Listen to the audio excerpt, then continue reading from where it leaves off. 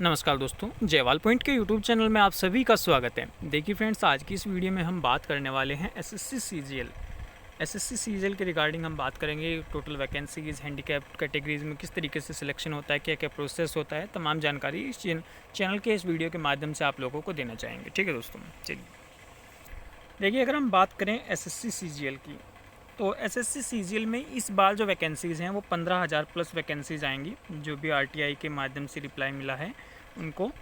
तो 15,000 प्लस ये total vacancies हैं। अगर हम वैकेंसीज़ की बात करें पीडब्ल्यूडी कैटेगरी में, यानी कि चारों कैटेगरीज में ओएच, वीआई, एचएच और एमडी कैटेगरी, जिसको सीजीएल या एसएससी की तरफ से पीडब्ल्यूडी अदर बोला जाता है, जो अदर पीडब्ल्यूडी है वो एमडी कैटेगरी इसमें मानी जाती है। ठीक है दोस्तों, इसके अलावा 3 कैटेगरीज हैं, ओएच, वीआई और एचएच।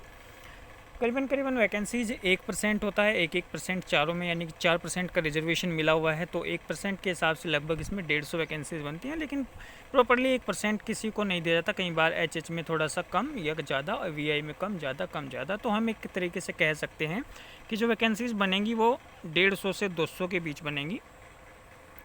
ठीक है, अब किसी में 175, किसी में 150, किसी में 120 भी हो सकती है, और किसी में 200 वैकेंसीज। वो अलग अलग डिपार्टमेंट में वैकेंसीज वाइज जो डाटा होता है उसके हिसाब से कम या ज़्यादा हो जाती है।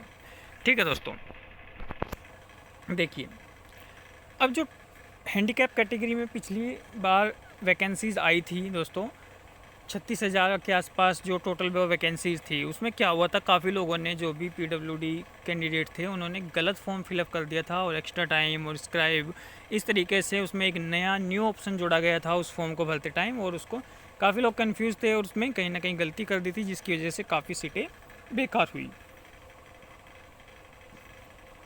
इस बार देखिए, एक तो आपको फॉर्म में कभी गलती नहीं करनी चाहिए, उसमें हैंडीकैप कैटेगरी का ही नुकसान है आप अगर गलती करते हैं। क्योंकि एसएससी में अब क्या हो चुका है, देखिए एसएससी में ये है कि आप मान लीजिए पहले जो इसमें टायर 1 होता है, पहले को बोलते हैं टायर वन तो आप क्वालिफाई कर जाओगे। इसमें तो लगभग ये 17 गुना, 15 गुना, 18 गुना इस तरीके से बच्चों को पास कर देंगे।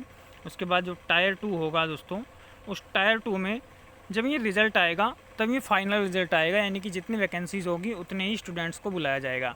भले ही वो बाद में ज्वाइन ना करो, भले ही वो मेडिकल में निकल जाए, भले ही वो डॉक्यूमेंट वेरिफिकेशन में बाहर हो जाए, तो वो एक सीट बेकार हो जाएगी बिल्कुल। उनको बाद में, जैसे पहले होता था कि यहाँ पर जो टायर 2 का रिज़ल्ट आता था उसमें 3-4 गुना पास किए जाते थे और तब फाइनल मेरिट बनती थी इस बेस पर, जो कि अब बिल्कुल गलत हो रहा है। क्योंकि ऐसा होता है ना, देखिए सीजीएल में क्या है, सीजीएल में काफ़ी लोग जब जॉब लेते हैं तो जॉब लेने के बाद उनकी बाहर पोस्टिंग होती है, और बाहर पोस्टिंग की वजह से वो चाहते हैं कि होम जोन हो और सीजीएल में ही हो, क्योंकि सीजीएल में उनको सैलरी तो अच्छी मिलती है, लेकिन उनको कहीं ना कहीं दिक्कत होती है अपने होम जोन से, अपने होम स्टेट से, अपने घर से दूर रहने की। तो दोबारा पेपर देते हैं। अब जैसे मान लीजिए कोई स्टूडेंट है, वो सीजीएल में लगा हुआ है, मुंबई में इनकम टैक्स ऑफिसर लगा हुआ है, इनकम टैक्स में लगा हुआ है, और दोबारा से पेपर देता है। वो चाहता है कि मैं इनकम टैक्स ऑफिसर में ही, मुंबई चला गया, वो यूपी आना चाहता है, तो यूपी, हरियाणा, राजस्थान, जहाँ भी उसका होम स्टेट है उसमें आना चाहता है। तो उसमें आने के लिए उसने दोबारा फिर पेपर दिया। हो सकता है इस बार उसको इनकम टैक्स ऑफिसर की पोस्ट ना मिले, निचली पोस्ट उसको मिल जाए, और तो वो निचली पोस्ट में ना करना चाहे, और ये करना भी चाहे तो हो सकता है उसको कहीं और अदर स्टेट मिले। तो ये एक इस तरीके की सिचुएशन सीजीएल में बनती है। जो कि वैकेंसीज, तो देखिए इतनी वैकेंसीज लगभग पिछली बार जब एनटीपीसी आया था दोस्तों, रेलवे एनटीपीसी और आपका सीजीएल, इतनी वैकेंसी लगभग सेम वैकेंसीज थी, जो कि 35,000 यहाँ पर थी वैकेंसीज, और 35-36 हज़ार ही सीजीएल में थी। आप यहाँ पर रेशो अगर देखोगे पीडब्ल्यूडी कैंडिडेट का खास करके, तो आपको काफ़ी लोग मिल जाएंगे, काफ़ी संख्या में ऐसे आपको मिल जाएंगे, जो कि कुछ ऐसे भी होंगे जो मेडिकल में बाहर आ गए, और कुछ ऐसे होंगे क्योंकि जो आपको सिलेक्टेड मिलेंगे। यहाँ काफ़ी लोग सिलेक्ट मिलेंगे आपको इस भर्ती, इस वैकेंसीज़ के मिलेंगे तो सीजीएल में भी, लेकिन मैं सिर्फ इस पर्टिकुलर वैकेंसी की बात कर रहा हूँ जो ये वैकेंसीज़ आई थी और ये सीजीएल में वैकेंसीज़ आई थी। क्योंकि यहाँ क्या था, यहाँ फाइनल मेरिट तो यहाँ पर भी ऐसी ही थी, लेकिन उसके बाद इन्होंने वेटिंग लिस्ट दी है। अगर इन्होंने कोई बाहर कैंडिडेट मेडिकल में हुआ है तो दोबारा से उसके निचले वाले जिसके नंबर थे उसको बुलाया, और इसमें किसी को नहीं बुलाया। इसमें कहा है कि फॉरवर्ड हम वैकेंसीज़ करेंगे। तो इस वजह से एक बड़ा नुकसान है ये सीजीएल में, और हर बार यही होता है। आप ऐसे हैंडीकैप कैटेगरी में ऐसे लाखों स्टूडेंट होंगे, ऐसे हज़ारों की संख्या में स्टूडेंट हैं जो आपको टायर वन जो इसमें बोलते हैं, वो 2-2, 3-3, 4-4 बार आपको मिल जाएगा, लेकिन फाइनल मेरिट में बाहर हो जाते हैं। और अब और भी ज़्यादा कारण इसमें बन चुका है फाइनल मेरिट में बाहर होने का। क्योंकि एक तो काफ़ी लोग ऐसे हैं जो कि सिलेक्टेड हैं और फिर वो दोबारा से एग्ज़ाम देते हैं और फिर उसमें वो जॉब भी नहीं करते। ऐसा भी है कि वो जॉब नहीं भी करते। ठीक है दोस्तों।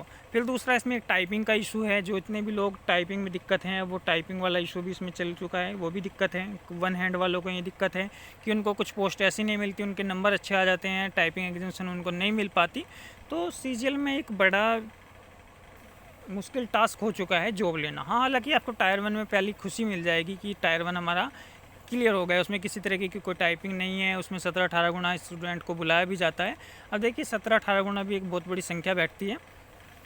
ठीक है दोस्तों, जो कि फिर मेंस में काफ़ी लोग बाहर हो जाते हैं और काफ़ी सीटें भी इसमें मेंस में खाली चली जाती हैं, जो कि बेकार हो जाती हैं।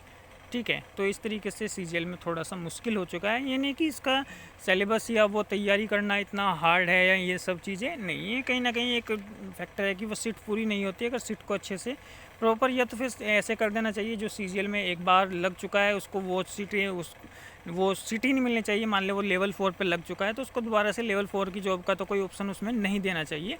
अब जिस टाइम पे वो भरते हैं वो सारा कुछ परफॉर्मेंस भर देते हैं।